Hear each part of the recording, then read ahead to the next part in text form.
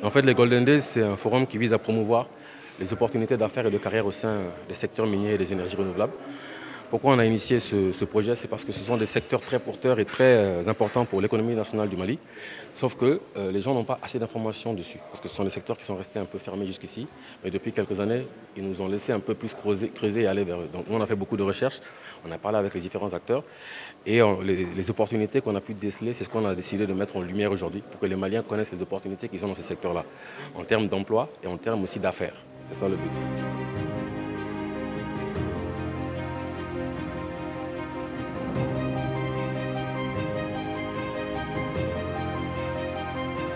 Il faut comprendre que la société minière est une société privée. Les investisseurs principaux, c'est privé. Ils ne pourront pas se substituer à l'État. L'État peut gagnerait à mettre en place certaines législations. Disons, en faisant l'amendement du code minier et tout, disons, voilà, si un expatrié vient au Mali, il y a un temps limite, l'expatrié ne peut pas excéder peut-être 2 ans. Il est tenu, la société est tenue de faire un transfert de compétences pour qu'au bout de 2 ans, on puisse avoir un Malien qui peut occuper la fonction.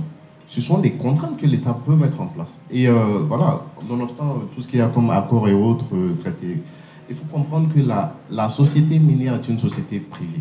Les investisseurs principaux, c'est privé. Ils ne pourront pas se substituer à l'État. Et c'est pareil dans le cadre du développement au niveau local. On dit par exemple qu'il n'y a pas de route d'accès. La route entre le goudron et le site minier, ce n'est pas goudronné.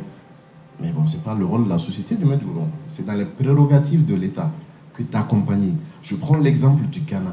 Au Ghana, il y a eu une mine qui était en cours de développement. À un moment donné, les travaux ont stagné. Et le président ghanéen, il a rencontré le PDG de la boîte en son temps. Et il lui a dit, pourquoi est-ce que vous n'évoluez pas? Il dit, bon, on a des soucis d'électricité, d'accès et tout. Mais quelques mois après, le président, il a pris des dispositions. L'État a bâti une route d'accès au site, a fourni de l'électricité. Ils ont commencé les opérations, donc ils n'ont plus d'excuses. Donc il faut comprendre que l'État a son rôle à jouer. On oublie ça souvent.